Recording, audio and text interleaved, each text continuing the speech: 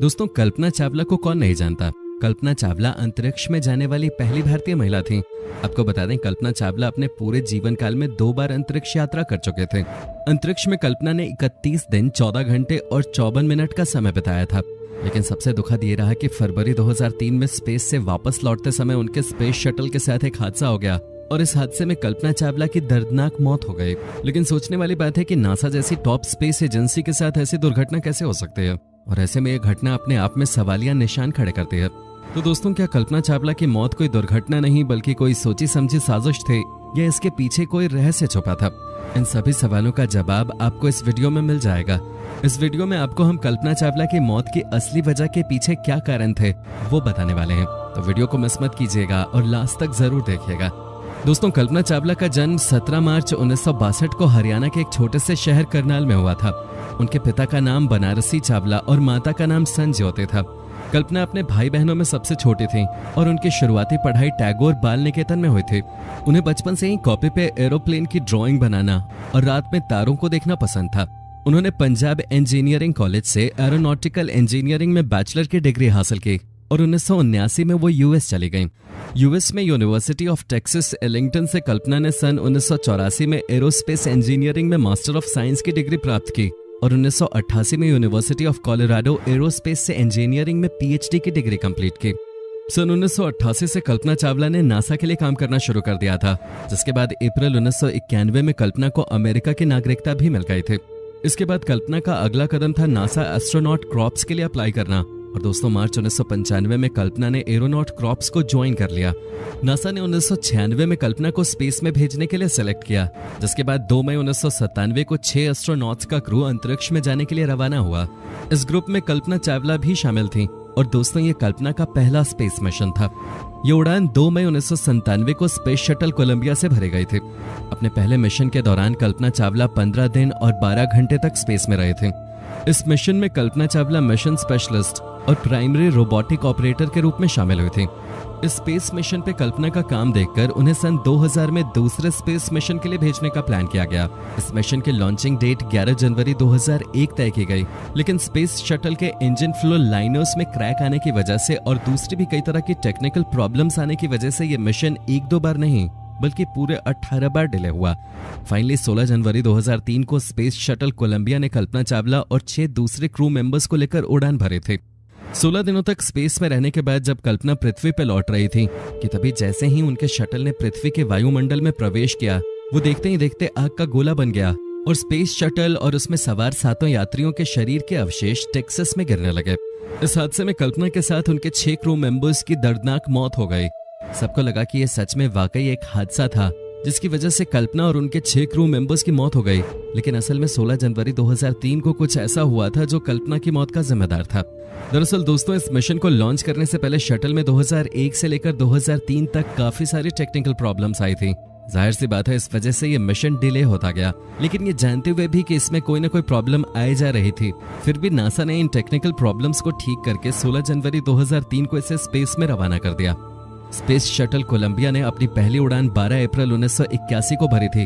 तब से लेकर 16 जनवरी 2003 के पहले तक ये कुल 27 उड़ानें भर चुका था और अपनी पूरी लाइफ में इस शटल ने 300 दिन, 17 घंटे, 40 दिन और 22 सेकंड का समय स्पेस में बिताया। और शायद यही कारण रहा होगा कि इतने लंबे समय तक इस्तेमाल के आने के बाद इसमें लगातार टेक्निकल प्रॉब्लम्स आ रही थी। लेकिन नासा ने इस तरफ कोई ध्यान नहीं दिया और इस स्पेस शटल को उसकी 28वीं उड़ान के लिए लॉन्च कर दिया। इस हादसे का दूसरा रीजन स्पेस शटल कोलंबिया का थर्मल प्रोटेक्शन सिस्टम था। स्पेस शटल कोलंबिया को जब लॉन्च किया गया तो उस वक्त उसके साथ 2 बूस्ट रॉकेट्स और एक एक्सटर्नल फ्यूल टैंक को कनेक्ट किया गया था। शटल के इस फ्यूल टैंक को थर्मल इंसुलिन फोम से पूरी तरह से कवर किया गया था, क्योंकि इस फ्यूल टैंक में फ्यूल को लिक्विड हाइड्रोजन और लिक्विड ऑक्सीजन के रूप में रखा जाता है, जो कि बहुत कम टेम्परेचर पर लिक्विड फॉर्म में रह सकता है। इसलिए जरूरी हो जाता है कि फ्यूल टैंक के अंदर ही हीट ट्रांसफर को रोका जा सके, और इसी वजह से पूरे फ्यूल टैंक को थर्मल इंसुलिन फोम से कवर किया जाता है। इसके अलावा स्पेस शटल पे भी थर्मल प्रोटेक्शन का इस्तेमाल किया जाता है। शटल का थर्मल प्रोटेक्शन सिस्टम या टीपीएस वो बैरियर है जो स्पेस शटल के ऑर्बिटर को पृथ्वी के एटमॉस्फेयर में री एंटर करते समय 1650 डिग्री सेंटीग्रेड तापमान तक हीट से बचाता है। इसके साथ ही साथ ये thermal protection system space shuttle को अंतरिक्ष में हीट और कोल्ड दोनों से बचाता है। टीपीएस पूरे ऑर्बिटर की सतह को कवर करता है।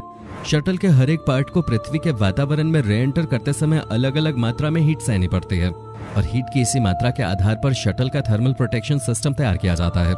स्पेस शटल के टीपीएस में 7 तरह के मटेरियल को यूज करते हैं जो अलग अलग मात्रा में टेम्परेचर सहन कर सकते हैं। इन 7 मटेरियल में सबसे इम्पोर्टेंट कार्बन पैनल होता है। इनमें एक सबसे इम्पोर्टेंट मटेरियल HRSI या high temperature reusable surface insulin tiles होते हैं। ये टाइल्स स्पेस शटल को 1260 डिग्री सेंटीग्रेड तापमान तक हीट से बचा सकते हैं। इन टाइल्स का इस्तेमाल landing gear doors, external tank और एम्बेलिकल कनेक्शन डोर पे किया जाता है। इन टाइल्स की मोटाई भी शटल के प्रत्येक पार्ट के अकॉर्डिंग और वहां पे पहुंचने वाली हीट के अकॉर्डिंग सेट की जाती है। इस तरह 5 अन्य मटेरियल को भी यूज करते हैं और स्पेस शटल पूरी तरह से थर्मल प्रोटेक्शन सिस्टम से कवर किया जाता है। इसे ऐसे समझ सकते हैं कि शटल के अपर पार्ट में सफेद टाइल लगाई जाती है जो री एंट्री के समय शटल को 1200 से 1300 डिग्री सेंटीग्रेड की हीट से बचाती है, और स्पेस शटल के लोअर पार्ट में डार्क टाइल लगाई जाती है जो इसको 2200 से 2500 डिग्री सेंटीग्रेड की हीट से बचाती है। 16 जनवरी 2003 को फ्लोरिडा के कैनेडी स्पेस सेंट्रल से स्पेस शटल कोलंबिया को लॉन्च किया गया। लॉन्चिंग के 81.7 सेकेंड के बाद एक सूटकेस के साइज का इंसुलेशन फॉर्म का एक टुकड़ा स्पेस शटल के एक्सटर्नल टैंक से टूटकर अलग हो गया। ये टुकड़ा स्पेस शटल कोलंबिया के लेफ्ट विंग के रीइंफोर्स कार्बन पैनल से टकरा गया। जिस वक्त ये घटना हुई उस वक्त स्पेस शटल 65,600 फीट की ऊंचाई पर था और 740 मीटर प्रति सेकंड की स्पीड से आगे बढ़ रहा था। ये स्पीड इतनी ज्यादा थी कि जब इंसुलेशन फॉर्म का टुकड़ा शटल के लेफ्ट विंग से टकराया तो इसने वहां 6 से 10 इंच डायमीटर वाले होल जितनी लगी थर्मल प्रोटेक्शन टाइल को उखाड़ दिया। साथ ही इस टक्कर की वजह से लेफ्ट विंग के आरसीसी पैनल को भी बड़े लेवल पे नुकसान पहुंचा। इस टक्कर की वजह से स्पेस शटल कोलंबिया के लेफ्ट विंग के 6 से 10 इंच के डायमीटर वाली जगह का थर्मल प्रोटेक्शन सिस्टम पूरी तरह से खत्म हो चुका था। नासा को इस बात का पता लग चुका था कि शटल के साथ दुर्घटना हो चुकी है, लेकिन नासा के मिशन टीम ने 7 क्रू मेंबर्स को इसकी भनक तक नहीं लगने दी। कल्पना चावला और बाकी के क्रू मेंबर्स लगभग 16 दिन तक अंतरिक्ष में रहे। इस दौरान वो पल पल की जानकारी नासा को भेजते रहे, लेकिन नासा ने उनको कभी ये पता नहीं चलने दिया कि उनकी शटल के साथ ये हादसा हो चुका है। इसके पीछे ये तर्क भी दिया जाता है कि जब इंसुलेशन फॉर्म का एक टुकड़ा शटल से टकराया तो नासा के मिशन टीम के इंजीनियर को ये लगा कि ये नॉर्मल टक्कर होगी जिसका स्पेस शटल पे कोई ज्यादा इफेक्ट नहीं पड़ेगा और वो सुरक्षित री एंटर कर लेगा। 1 फरवरी 2003 को कल्पना चावला और उनकी पूरी टीम वापसी के लिए रवाना हुई। उन्हें फ्लोरिडा के कैनेडी स्पेस सेंटर पे अमेरिकी समय के अनुसार सुबह 9:16 पे लैंड करना था। सुबह 8 बजे कंट्रोल रूम को डी ऑर्बिट के लिए मैसेज भेजा गया। 8:10 पे क्रू मेंबर्स को वापस मैसेज भेजा गया कि सब कुछ नॉर्मल है और वो री एंट्री कर सकते हैं। सुबह 8 बजे क्रू के चालक दल ने भी ऑर्बिट 1 के लिए स्पेस शटल कोलंबिया के 2 ऑर्बिटल मेन एवरेज सिस्टम को चालू किया। उस वक्त स्पेस शटल की स्पीड 17,500 मील प्रति घंटा या 7.8 किलोमीटर प्रति सेकंड थी। स्पेस शटल कोलंबिया अपने 255वें ऑर्बिट पे था और इंजन को चालू करते ही इसकी स्पीड थोड़ी स्लो भी हो गई थी। ये पृथ्वी के एटमॉस्फेयर में एंट्री कर गया था। सुबह 8:44 पर स्पेस शटल कोलंबिया पृथ्वी से 120 किलोमीटर ऊपर था और बिल्कुल सही हालत में था। इस समय तापमान घर्षण के कारण इसका टेम्परेचर 1317 डिग्री सेंटीग्रेड तक पहुंच गया था। अगले कुछ ही मिनटों में टेम्परेचर सेंसर ने काम करना बंद कर दिया और शटल के लेफ्ट विंग में आग लग गई, जिसके कारण शटल 57 डिग्री के एंगल पे लेफ्ट साइड में झुक गया। धीरे धीरे शटल के लेफ्ट विंग की जगह होल हो गया और एटमॉस्फेरिक गैसेस शटल के अंदर तेजी से घुसने लगी। इसकी वजह से स्पेस शटल के अंदर हवा का दबाव बहुत कम हो गया और शायद उस समय सारे क्रू मेंबर्स बेहोश हो गए थे, क्योंकि सब कुछ इतनी जल्दी हुआ कि उन्हें टाइम ही नहीं मिला कि वो स्पेस सूट के हेलमेट को भी बंद कर सके। दोस्तों, अगर आप इस वीडियो का नेक्स्ट पार्ट देखना चाहते हैं तो नीचे कमेंट करें नेक्स्ट पार्ट, और इस वीडियो को लास्ट तक देखने के लिए आपका बहुत बहुत शुक्रिया।